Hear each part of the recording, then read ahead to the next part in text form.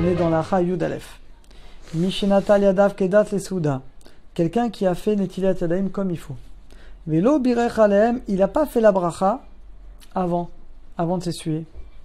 Lo Evaer, il ne peut plus faire la bracha après. Donc imagine, tu as fait Netilat Yadayim, tu t'es essuyé les mains, tu dis mince, j'ai pas fait la bracha, c'est trop tard, tu peux plus la faire. Udata Rambam, et d'après le Rambam, et le Rov des Rishonim, et le Shulchan Aruch, Ma Shitrichu Levar Kodem Kium, ce qu'il faut faire la bracha avant et pas après, les Ikuva, c'est indispensable. Imevarer, s'il fait la bracha après la mitzvah, c'est une bracha levatala. Donc une fois que tu t'es essuyé, tu peux plus faire la bracha. Afilou imniska torke des dibour, même si tu t'en souviens tout de suite, loevarer, une fois que tu t'es essuyé, c'est trop tard. Yudbet, en nafsik bedibour, il faut pas parler entre la netilat et le fait de s'essuyer. Mikol makom imifsik, si tu as parlé avant de t'essuyer, en tsarir la lacha, on ne refera pas. Mikol makom, les devins chez Begdusha, mais tu peux répondre Kaddish, Kedusha ou des choses comme ça. Yud Gimel, inatal miksat yadav lacha mikanikva, si tu as fait un petit peu netila, pas toute la main, après tu t'es essuyé, et après tu refais une deuxième fois, tu te mets c'est pas bon. On peut pas faire netila un doigt, après un autre doigt, non. Tout d'un coup, comme une femme qui va au mikvé, si elle fait une partie de son corps après l'autre, non.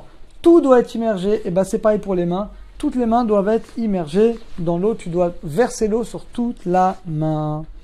Yudalet, anotel yada souda techef shama bracha. Oh, t'as fait netila, t'es en temps de bracha. Ou un kaddish kedusha. Ter la note amen. Oui, on doit répondre amen. Entre netilat, la bracha, et le moti.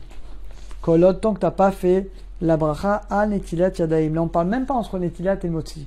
On parle que t'as fait, donc, tu t'es lavé les mains. T'as pas encore récité la bracha al netilat yadaim. C'est ce qu'il dit. Kol, tant qu'on n'a pas fait la bracha. Oui, tu réponds amen ou kaddish ou tout.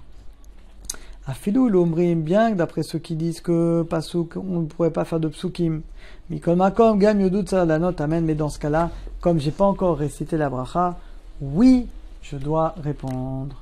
Tedvav, yesh noagib lo ma'acha netila. Il y en a qui ont l'habitude de dire après qu'on ait fait netila sous. Alors, c'est où Yedechem Kodesh. Bon, élevez vos mains. Mais il y en a qui disent que comme l'Onuskar, c'est pas écrit dans le Harizah, on n'a pas l'habitude de le dire. Tetzaïn, on finit. Im en keli, si tu n'as pas de keli pour faire netilat. Vesh lefana migve or. Et tu as un migve qui fait 40 CA. Ou yam, où tu as la mer, où tu as un fleuve, ou mayan, ou une source, même s'il n'y a pas 40 CA. Eh bien, oui, tu peux immerger les mains dedans, idvol yadav, et tu feras la bracha. Al netilat yadaim. Imbirer, si t'as dit al tevilat yadaim, parce que c'est l'avis du Shulchan Aruch, tu es quitte. Mais nous, le minag, l'habitude, on a l'habitude de, même dans ce cas-là, on immerge les mains, et on dira al netilat yadaim. Yudzaïn, igva yadav iva, tu élèves les mains, tu fais la bracha. Et les chatrila, ivarech meuma, tu dois faire la bracha debout. Ach, zaken ou chole, mais une personne âgée ou un malade, shif, char qui peut pas se lever. Moutar lahem, il peut faire la bracha assis. Quelqu'un, il peut pas, il le fera assis. Yotret, kodem shivatsa et apat, inagev et yadav etel. Avant de couper le pain, tu dois bien t'essuyer les mains. Dochel benigou, parce que celui qui mange avec des mains mouillées, qui l'ochel, c'est comme s'il mange un pain impur. Visa levarer lifnei shetril, et tu dois faire attention de ne pas faire la bracha, d'attendre de finir la bracha pour t'essuyer. Tov le nagav yadaim, il est bien de s'essuyer les mains. Même si tu as mis d'un coup un révit, au Bemikvé Mayan, c'est-à-dire que quand tu mets d'un coup un révit, il n'y a pas de touma, il n'y a pas d'impureté. Ou quand tu immerges tes mains dans un mikvé, il n'y a pas de pureté, il n'y a pas d'impureté. Donc, Meikaradine, tu pourrais manger le pain avec les mains mouillées. Mais ça se fait pas tellement, c'est pas tellement d'erkavod, donc bien que c'est pas obligé, on a l'habitude, bien entendu, de les essuyer. Et on finit Yutet, Moutar, les Nagav, Yadaim, Bemarchir, les Négou. Ah oui, vous savez, l'appareil là. T'appuies, tu mets tes mains en dessous, et ça sèche les mains. Tu as le droit, il n'y a pas de problème. Et Ouadine, pareil, tu fais la bracha, tu rentres après dans les toilettes, évidemment la bracha dehors. Tu essuies tes mains avec la machine, là, juste pose tes mains, tu as le droit. Et la dernière, Ebo Hashem, on a fini ce chapitre, on n'a fini pas complètement parce que ce sera la suite encore de Kufnunret, Kaf. En egadadaim bechaluko. Il ne faut pas essuyer ses mains dans les vêtements, c'est pas bien. Cacher les shikha, ça fait oublier la Torah.